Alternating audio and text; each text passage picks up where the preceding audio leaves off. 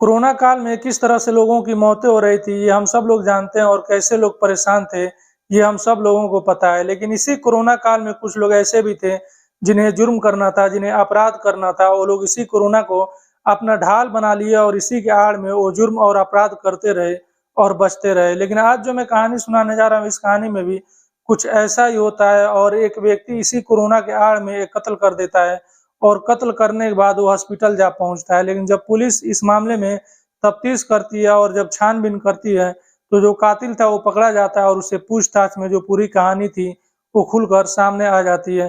नमस्कार, सलाम, सत श्री अकाल, मैं हूँ मुस्तफ़ा और आपका स्वागत है मेरे चैनल पर। आज जो मैं कहानी सुनाने जा रहा हूँ, ये कहानी छत्तीसगढ़ के दुर्ग जिला से है। दुर्ग जिला में एक जगह पड़ता है भिलाई और इसी भिलाई में एक गाँव है चरोदा गाँव। इसी चरोदा गाँव से भिलाई पुलिस के पास एक फ़ोन आता है और फ़ोन करने वाला व्यक्ति बताता है कि साहब, मेरे गाँव में एक व्यक्ति है जिसका नाम सुनील शर्मा है, उसका कत्ल हो गया है। जब ये बात पुलिस सुनती है, तो फौरन चरोदा गाँव में पहुँचती है और सुनील शर्मा के घर जाती है पुलिस। जब वहाँ जाती है तो देखती है कि सुनील शर्मा बेसुध पड़ा हुआ है और उसके सिर से लगातार खून बह रहा है और ऐसा लग रहा है कि उसके सिर पर किसी वजनी चीज से मारा गया हो। पुलिस उसके नब्ज को टटोलती है, लेकिन एक बार कंफर्म होने के लिए उसको हॉस्पिटल भेज दिया जाता है।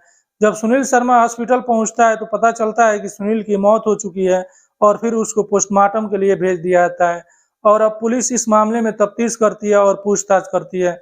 सबसे पहले तो परिवार के जितने लोग थे, उनसे पूछताछ किया जाता है। पता चलता है कि परिवार में सुनील शर्मा के अलावा सुनील की पत्नी थी जिसका नाम रानी शर्मा है और इनके 2 छोटे-छोटे बेटियां हैं। रानी शर्मा से पूछताछ की करती है पुलिस, तो पूछताछ में रानी शर्मा बताती है कि साहब, मैं बेटियों के साथ सो रही थी, तभी कुछ लोग आए और वो लोग मेरे रूम का दरवाजा बाहर से बंद कर दिए और उसके बाद से बाहर क्या हुआ इसके बारे में मैं जानती ही नहीं हूँ। तो पूछताछ में आगे बताती है कि मैं दरवाजा पीटती रही और खुलवाने की कोशिश करती रही। वो बताती है कि न तो दरवाजा खुला और न ही मेरे पति का आवाज आया। फिर सुबह जब हुआ तो मैं अपने पड़ोसियों को भी आवाज लगाई, लेकिन शायद रूम बंद होने की वजह से पड़ोसियों तक मेरी आवाज नहीं पहुंच पा रही थी। तो फिर मैंने अपना मोबाइल उठाया और मोबाइल से जो करीबी रिश्तेदार थे जो इसी गांव में रहते थे, मैं उनके पास फोन किया और उनको बुलाया। वो लोग आए और मेरे रूम का दरवाजा खोले और जब हम लोग रूम से बाहर निकले तो देखे कि जो मेरा पति है सुनील शर्मा, उनकी मौत हो गई है। पुलिस इस महिला का बयान दर्ज करती है और दर्ज करने के बाद छानबीन करने में लग जाती है और तफ्तीश में लग जाती है। सबसे पहले तो जो आस पड़ोस में लोग थे उनसे पूछताछ किया जाता है, लेकिन उनसे कोई जानकारी नहीं मिलती है और कोई सुराग नहीं मिलता है। फिर पुलिस वहां पर जितने सीसीटीवी कैमरे लगे हुए थे उनमें भी छानबीन करती है, लेकिन उन कैमरों से भी कुछ खास जानकारी पुलिस को नहीं मिल पाती है। और अब पुलिस जो सुनील शर्मा के रिश्तेदार थे और जो रानी शर्मा के रिश्तेदार थे, इन दोनों के रिश्तेदारों से पूछताछ करती है। फिर भी पुलिस को कोई क्लू और कोई जानकारी सुराग नहीं मिलता है। लेकिन एक रिश्तेदार बताता है कि साहब, जो रानी शर्मा है वो किसी व्यक्ति से बात करती है और उस व्यक्ति का नाम धीरज है। और वो व्यक्ति बताता है कि इस बात करने को लेकर रानी शर्मा और सुनील शर्मा के बीच में अक्सर झगड़े भी हुआ करते थे। जब पुलिस को ये पता चलता है तो पुलिस धीरज के बारे में छानबीन करती है, लेकिन धीरज नहीं पकड़ा जाता है। तो धीरज के घर पुलिस पहुंचती है। जब पुलिस धीरज के घर जाती है तो पता चलता है कि धीरज 2 दिनों से कोरोना पॉजिटिव है और वो हॉस्पिटल में एडमिट है। पुलिस को लगा था कि जो कातिल है वो शायद धीरज ही होगा और जब ये धीरज पकड़ा जाएगा तो पूरी कहानी खुलकर सामने आ जाएगी। लेकिन जब ये पुलिस को पता चलता है कि वो तो 2 दिनों से कोरोना पॉजिटिव है और वो हॉस्पिटल में एडमिट है, तो पुलिस को फिर जो उम्मीद थी उस उम्मीदों पर पानी फिर गया और पुलिस के अभी भी हाथ खाली थे। लेकिन फिर भी पुलिस एक बार हॉस्पिटल जाती है और हॉस्पिटल जाने के बाद जो धीरज था उसका रिपोर्ट मांगती है। तो रिपोर्ट जब पुलिस देखती है तो पता चलता है कि सच में इसको कोरोना हो गया है। लेकिन पुलिस का शक धीरज पर ही था, इसलिए पुलिस सोचती है कि इसका इंतजार किया जाए ठीक होने तक और जब ये ठीक हो जाएगा उसके बाद इससे पूछताछ किया जाएगा। कुछ दिन बीतता है और कुछ दिन बीतने के बाद जैसे ही धीरज का दोबारा कोरोना टेस्ट होता है और जब उसका रिपोर्ट आता है तो इस बार नेगेटिव रिपोर्ट आया था और उसे हॉस्पिटल से छुट्टी मिल जाती है और बाहर उसका पुलिस इंतजार कर रही थी। जैसे ही हॉस्पिटल से ये बाहर निकलता है, पुलिस इसको उठा लेती है और थाने लाती है और इससे पूछताछ करती है। पूछताछ में ये बताता है कि साहब, उसे इस बारे में कुछ जानकारी नहीं है, वो तो कोरोना पॉजिटिव था और हॉस्पिटल में एडमिट था। लेकिन पुलिस इस मामले में जब उसके साथ सख्ती करती है और उसके साथ सख्त होकर पूछताछ करती है तो धीरज टूट जाता है और वो पूरी कहानी सुना देता है। धीरज बताता है कि जी साहब, ये हमने ही कत्ल किया है और वो बताता है कि इसमें सिर्फ अकेला मैं नहीं हूँ, बल्कि इसमें जो सुनील शर्मा की पत्नी है रानी शर्मा, वो भी शामिल है और हम दोनों ने मिलकर ये कत्ल किया है।